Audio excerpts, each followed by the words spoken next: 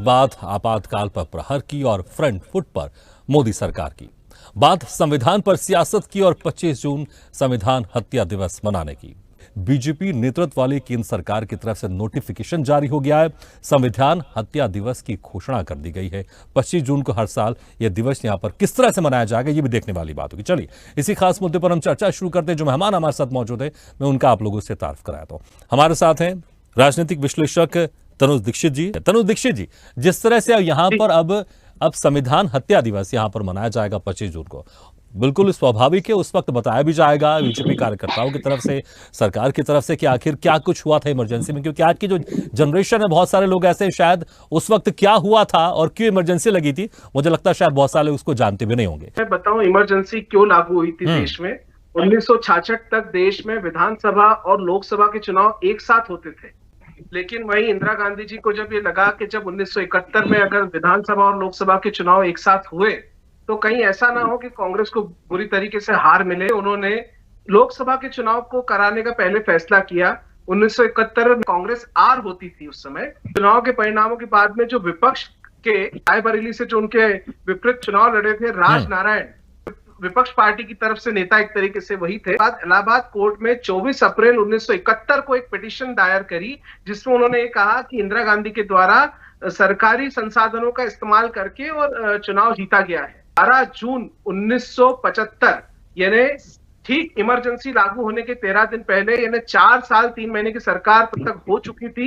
और तब इलाहाबाद हाईकोर्ट ने जब फैसला सुनाया तो उसमें इंदिरा गांधी जी के चुनाव को अयोग्य घोषित किया गया। 20 दिन का समय भी दिया कांग्रेस पार्टी को कि अपना नया कोई कैंडिडेट जो है चुन करके और उनको प्रधानमंत्री बनाया जाए। तत्कालीन राष्ट्रपति फखरुद्दीन अली अहमद के द्वारा उन्होंने इमरजेंसी को लागू कराया। आर्टिकल 352 यानी इमरजेंसी देश में सिर्फ 3 बार लागू हुई है।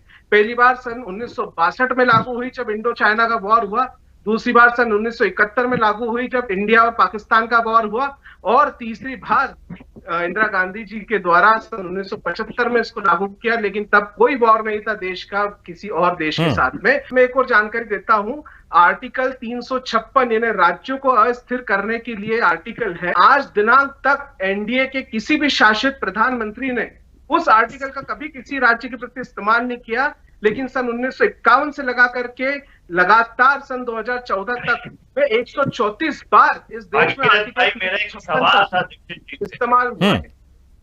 आज इमरजेंसी जरूर काला दिवस। दीक्षित जी, एक सवाल पूछना चाह रहे हैं आपसे। यश भारती जी सफल प्रवक्ता है, ठीक है। क्या थी इमरजेंसी, क्या हालत थे?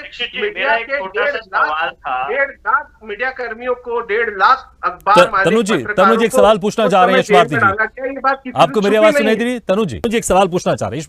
तनु जी, हमारा वर्तमान दौर को लेकर के सवाल है, वो घोषित आपातकाल था, आज जो अघोषित आपातकाल है। ठीक है। लेकिन तनु जी देखिए, यहाँ पर सिर्फ दिवस मनाने की बात की जा रही है, लेकिन स्वरूप को लेकर वाकई बात की जा रही है। जिस तरह से श्रीवास्तव सर ने का स्वरूप क्या होगा ये देखना होगा। भूला जाएगा तो भारत की नींव भी कमजोर हो जाएगी। इतिहास चाहे काला हो चाहे कैसा भी हो, लेकिन सच को तो हमें एक्सेप्ट करना पड़ेगा, चाहे हम उस पर कितनी भी बातें करें। आज अगर आघोषित आपातकाल की स्थिति विपक्ष बता रहे हैं, विपक्ष के नेता दल बता रहे हैं, तो मुझे बताइए आज विपक्ष इतना कमजोर नहीं है। आज विपक्ष भी बहुत एक प्रभावशाली है लोकतंत्र के अंदर। मुझे लगता है आज विपक्ष के पास ताकत नहीं है। मुझे लगता है कि विपक्ष अपनी बातें नहीं रखता है। जब लोकसभा के अंदर